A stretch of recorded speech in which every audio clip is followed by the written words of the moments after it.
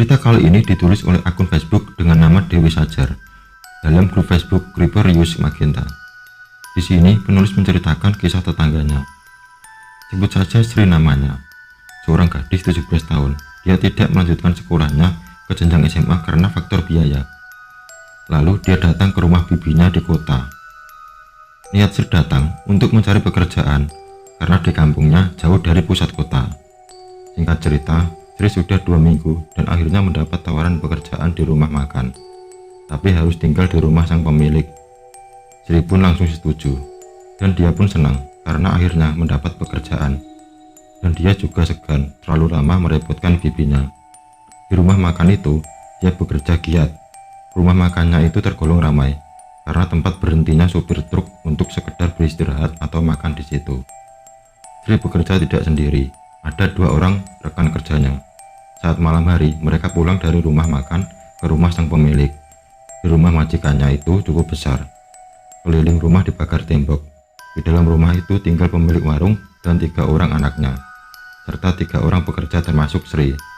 Tapi salah satu anaknya ada yang seperti keterbelakangan mental. Awalnya Sri biasa saja, tapi semakin kesini dia merasa ada yang aneh. Anak majikannya yang idiot tersebut sangat disayang. Rasa sayang dan perhatian majikannya itu sangat berbeda sekali dalam memperlakukan dengan anaknya yang lain. Tapi dia tepis segala kecurigaan dan pemikiran buruknya. Dia fokus pada tujuannya, yakni bekerja. Selain kerja di rumah makan, mereka juga bantu-bantu di rumah majikannya itu. Tapi ada satu kamar yang tidak boleh dimasukin, kecuali majikan dan si anaknya yang tuna grahita tersebut. Sri dan kawannya terkadang saling bertanya, ada apa di dalam kamar tersebut?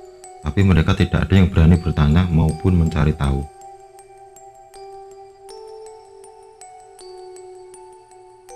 Tiga bulan sudah mereka bekerja, tapi temannya Sri yang 2 orang tadi berhenti dengan alasan tidak betah.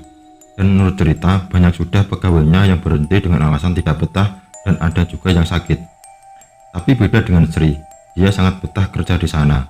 Entah kenapa, setelah kedua temannya berhenti, majikannya menjadi baik dan sayang dengannya. Baju sering dibelikan, uang sering diberi, bahkan sering diajak jalan-jalan. Hingga suatu hari, Sri dibelikan sebuah kalung emas. Dengan dalih majikannya sangat senang karena Sri betah kerja di tempat dia. Memang setelah Sri bekerja di sana, rumah makan itu semakin ramai.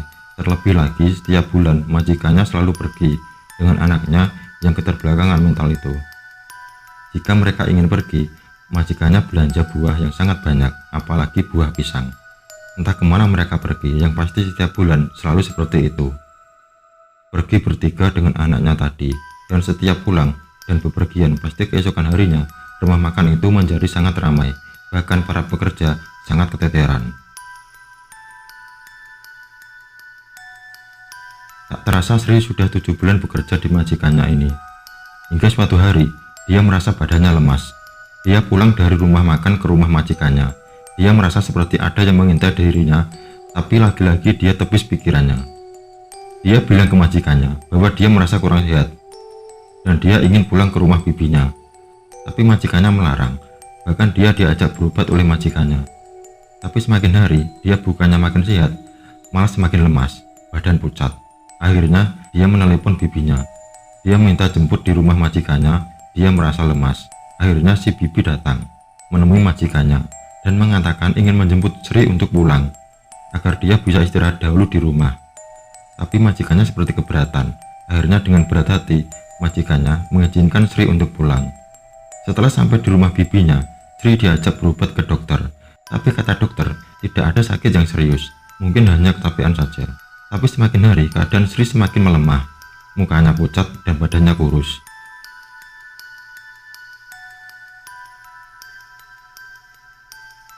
Pada malam harinya, saat semua sudah tidur, bibinya terkejut mendengar Sri meminta tolong. Semuanya pada bangun, langsung menghampiri Sri, tapi dia tengah tertidur sambil mulutnya terus meminta tolong. Tolong jangan bawa aku, tolong lepaskan aku. Itulah yang keluar dari mulut Sri. Si bibi langsung membangunkan Sri. Dirabanya badan Sri begitu panas. Lalu bibinya bertanya, ada apa? Kamu mimpi apa? Sri menceritakan bahwa dia bermimpi kalau dia mau diajak monyet besar sekali. Dia mau diajak pergi tapi Sri meronta ketakutan. Sejak saat itu, Sri seperti orang linglung. Dia sering melamun, bahkan setiap tidur dia selalu bermimpi yang sama, diajak monyet besar. Mama dan bibinya tidak tinggal diam. Mereka merasa ada yang aneh. Dipanggillah orang tetua yang pintar untuk melihatkan Sri ada apa sebenarnya.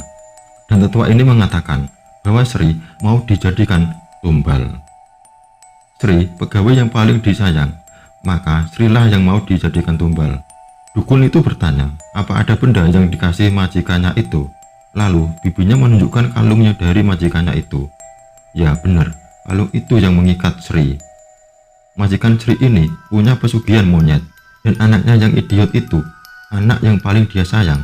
Di sini sebenarnya anak itu digadaikan menjadi monyet sebagai perjanjian.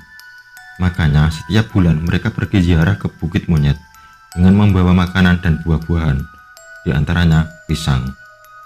Setelah melakukan serangkaian pengobatan dan pengajian, akhirnya Sri bisa sehat dan pulang ke kampungnya. Dari cerita yang beredar, Sri bukan orang pertama yang mengalaminya, bahkan ada yang sampai meninggal.